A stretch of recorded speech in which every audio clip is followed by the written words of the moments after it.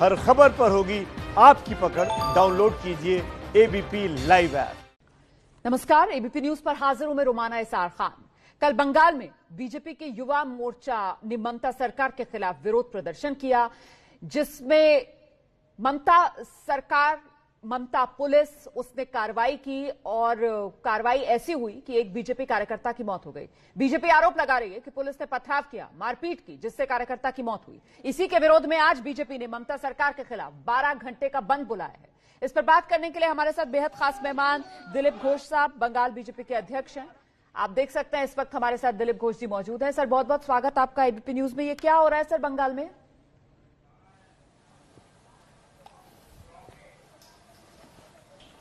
देखिए, अभी चुनाव जितना सामने आ रहा है उतना हिंसा और उत्तेजना बढ़ रहा है, स्वाभाविक है। लेकिन यहाँ जिस ढंग का पॉलिटिक्स होती है और वामपंथियों के जमाने से जिस प्रकार हिंसा की राजनीति शुरू हुआ है वो अभी चरम पर आ रही है, और उसका परिणाम है कि हिंसा, हत्या और फॉल्स केस लगातार हमारे कार्यकर्ताओं पर दिया जा रहा है। 127 के करीब कार्यकर्ताओं की हत्या हुई है कई सालों में, और 28,000 से ज्यादा केसेस हमारे कार्यकर्ताओं पर चल रहे हैं। भाजपा को रोकने के लिए इनके पास दूसरा कोई रास्ता नहीं है।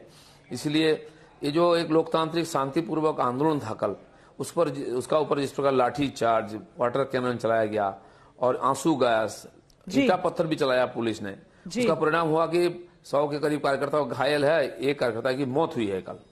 पर सर, ममता सरकार तो कहती है कि देखिए राज्य सरकार की जिम्मेदारी है कानून व्यवस्था बनाए रखने की, और ऐसे में बीजेपी के कार्यकर्ता सड़क पर उतरकर जब हुड़दंग मचाएंगे तो फिर कार्यकर्ताओं को कंट्रोल तो किया जाएगा।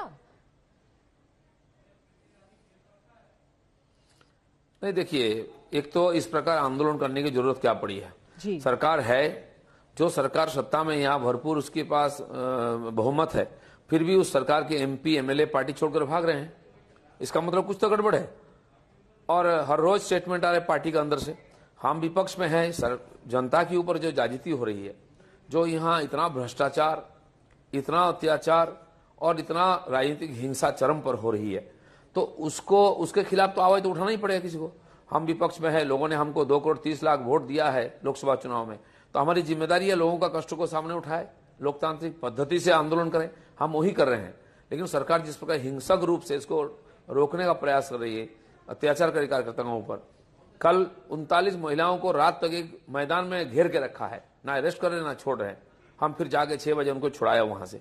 तो इस प्रकार डराने की और भय की वातावरण बना करके अगले चुनाव जीतने की जो सरकार प्रयास कर रही, लगातार हम उसका खिलाफ आंदोलन कर रहे हैं। तो मतलब आपकी बात मानती है ममता की पुलिस? आप पहुंचे और फिर सबको छोड़ दिया? नहीं, एक प्रकार पुलिस के पास कोई जवाब नहीं था। क्यों भैया, दोपहर से महिलाओं को एक जगह मैदान में घेर के रखा है तुम लोगों ने, उनको पानी पीने के लिए नहीं दिया, शौचालय की व्यवस्था नहीं है, तो 4 घंटा से 3 घंटा से आप घेर के रखे हैं। शाम हो गया, शाम के बाद किसी महिला को अरेस्ट नहीं कर सकते हैं, फिर भी छोड़ते नहीं है। तो एक प्रकार हम पुलिस के साथ बाताबाती करके उनको निकाला।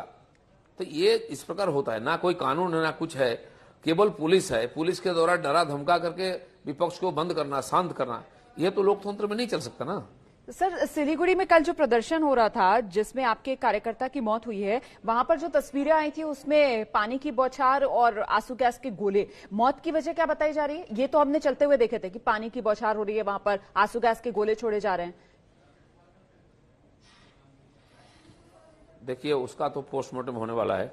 मैं खुद गया हॉस्पिटल में देखने के लिए। उसका शरीर में आप उसका फोटो देखिए, जगह जगह गोली का छींटा लगा हुआ है। जनरली क्या होता है, पुलिस के सामने था वो, पुलिस की तरफ से गोली चली, पुलिस बोलते हैं हम गोली नहीं चलाया।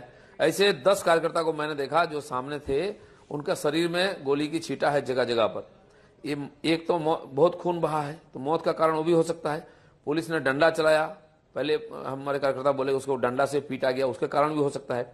बाकी क्या कारण है वो तो पोस्टमार्टम में ही पता चलेगा। लेकिन आप ये कह रहे हैं दिलीप पुलिस और जी डॉक्टर्स इसको इस प्रकार प्रभावित ममता की पुलिस ने बाकायदा फायरिंग की, ममता की पुलिस ने फायरिंग की, आप ये कह रहे हैं कल सिलीगुड़ी में जो प्रदर्शन कर रहे थे बीजेपी कार्यकर्ता, उन पर पुलिस के तरफ से ही फायरिंग आया, बहुत सामने सामने हुआ। उन्होंने, पुलिस बैरिकेड के उल्टा तरफ था, हमारे कार्यकर्ता उल्टे तरफ थे, और वो सामने जा रहे थे, सामने से गोली आई, और एक नहीं ऐसे 10 कार्यकर्ता का शरीर पर गोली लगी हुई है, और वो वहां हॉस्पिटल में भर्ती है। मैंने देख के आया, वो फोटो भी है हमारे पास।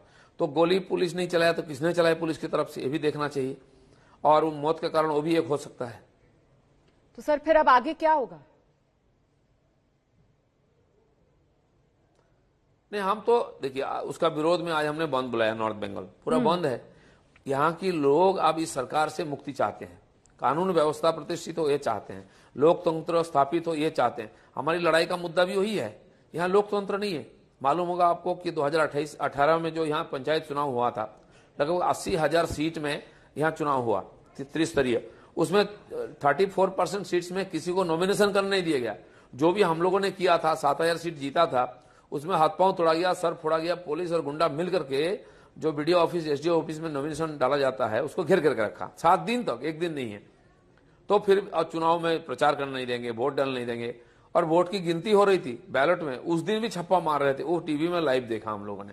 तो यहाँ किसी प्रकार लोकतांत्रिक व्यवस्था नहीं है। देश दुनिया में सबसे बड़ा लोकतांत्रिक देश हमारा, उसका एक बड़ा प्रदेश में लोकतंत्र नहीं रहेगा। यहाँ मीडिया वालों को पूछिए, हिम्मत नहीं उनको सच्चाई दिखाएं, बोले। मीडिया वालों को उठा के ले जाया जाता है, रात भर बैठा के रखा जाता है, उसको धमकाया जाता है कि क्यों ऐसे न्यूज बनाता है। अम्फान में ये जो भ्रष्टाचार हुई है 1,000 करोड़ का, उसका न्यूज बनाया तो उनके ऊपर केस डाला गया है। इतना डर का, भय का वातावरण बना करके सबको चुप रखने की प्रयास हो रही है। ठीक है सर, लेकिन ये जो बंद का आप लोगों ने आह्वान किया है, अब देश भर में आज किसान आंदोलन की वजह से भारत बंद है, आप जानते ही हैं। तो ऐसे में सरकार की तरफ से कहा जाता है कि साहब ये बंद तो हथकंडा है जो विपक्ष अपनाने लगता है जब उसके हाथ में कुछ बचता नहीं है। फिर यही आरोप बंगाल में आप पर भी लगेंगे, क्योंकि आप बंगाल में विपक्ष में हैं, आपने बंगाल में बंद बुला लिया है सर। नहीं, जो सरकार अभी सत्ता में है वो लगभग 76 बार बंद बुलाई है 25 साल में ममता बनर्जी ने। जी, वामपंथी लोग थे, उनका तो हथियार ही था। हम बंद का विरोध करते हैं, देश भर में कहीं बीजेपी बंद नहीं बुलाता है। लेकिन जब हमारी जान पर आफत आ जाती है, जहां लोकतंत्र तो नहीं है, बात करने का मौका नहीं है, आपको जगह नहीं दी जाएगा आंदोलन करने के लिए, एक हमको हॉल नहीं मिलता, एक मैदान नहीं मिलता। आप जानते हैं हमारे जो राष्ट्रीय नेता आते हैं उनका हेलीकॉप्टर उतरने के लिए सरकार परमिशन नहीं देती है। माननीय अमित शाह के लिए मैदान नहीं दिया जाता है। हमको लोगों का जमीन लेके किराए में वहां सभा करना पड़ता है। माननीय हमारे योगी जी आए थे सभा करने के लिए पुरलिया में, तो उनको झारखंड में उतरना पड़ा और 40-45 किलोमीटर, और उनको गाड़ी में आना पड़ा। तो ये क्यों होता है? ये बंगाल देश के अंदर नहीं है क्या? हमारे संविधान और कानून व्यवस्था और सुप्रीम कोर्ट के जो कानून है उसके अंदर नहीं आता है क्या? और मुख्यमंत्री बार बार भी बोलते हैं, आज प्राइम मिनिस्टर और हमारा होम मिनिस्टर यहाँ बाहर के लोग हो गए हैं, और रोहिंग्या और घुसपैठिया यहाँ अपने लोग हो गए हैं। इस प्रकार यहाँ की लॉजिक खड़ा किया जाता है। राजनीति एक प्रकार देश विरोधी राजनीति होती है, देश का खिलाफ, देश का एकता के खिलाफ बोलने वाले ममता बनर्जी हैं। और हम इसीलिए मजबूरी में ये रास्ता अपनाए हैं। आज तक तो हम लोकतांत्रिक आंदोलन कर ही रहे थे, बंद नहीं बुलाते थे। लेकिन जब हत्याएं होगी, पुलिस हमारे कार्यकर्ता को हत्या कर देगी और गुंडा मार देंगे, तो हमको तो कोई ना कोई रास्ता अपनाना पड़ेगा, और ये लोकतंत्र के अंदर ही है। ठीक है सर, आप बार बार कह रहे हैं कि लोकतंत्र के अंदर, लोकतांत्रिक पद्धति के तहत, लेकिन वो भाषा की सीमाएं भी जिस तरीके से तार-तार हो रही हैं पश्चिम बंगाल में, आपका वो बयान, मैं तो नहीं बोल पाऊंगी वो शब्द जो आपने बोला, उसे लेकर भी कई सवाल उठे हैं। उस पर आप कुछ कहना चाहेंगे? क्या सीमा लांघ गए थे जिस तरीके का शब्द का इस्तेमाल किया ममता बनर्जी के लिए? नहीं, देखिए, आप सारे आम एक एमपी पार्टी के नेता खड़ा होकर बोलेगा दिलीप घोष गुंडा है, माफिया है, ये क्या संसदीय पद्धति है? चीफ मिनिस्टर क्या भाषा प्रयोग करती हैं? पूछिए प्राइम मिनिस्टर के बारे में, होम मिनिस्टर के बारे में। अगर मेरी भाषा कभी संविधान के बाहर गया तो मैं उसके लिए दुख प्रकट करता हूं, ये हमारी कल्चर नहीं है। लेकिन जिन्होंने शुरू किया है, जिन्होंने जिस ढंग से हमारे वरिष्ठ नेताओं को आक्रमण करते हैं, अपमानित शब्द प्रयोग करते हैं, वो कहीं सभ्य जगत में नहीं चलता है। और ये जो चल रहा है इसका कारण भी वही है, उत्तेजना धीरे धीरे बढ़ रहा है। सरकार में जो है उनका जिम्मेदारी है यहाँ की प्रशमित करे उत्तेजना को, कानून व्यवस्था को और लोकतंत्र को प्रतिष्ठा करे, जिसके माध्यम से फैसला हो जाए। लोग जो चाहें वही होगा।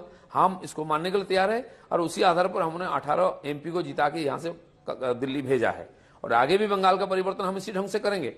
लेकिन जिस परिस्थिति को बनाया गया यहाँ हिंसा की, वो कतई बर्दाश्त नहीं होना चाहिए। बहुत बहुत धन्यवाद, बहुत बहुत धन्यवाद दिलीप घोष जी, एबीपी न्यूज पर हमारे साथ जुड़ने के लिए। दिलीप घोष को सुन रहे थे आप, बंगाल बीजेपी के अध्यक्ष, बता रहे थे किस तरीके के हालात उन्हें नजर आ रहे हैं पश्चिम बंगाल में, कैसे ममता सरकार जो है वो दमन करना चाहती है विपक्ष का, और उसी के खिलाफ बीजेपी ने आज उत्तर बंगाल में ये बंद बुलाया 12 घंटे।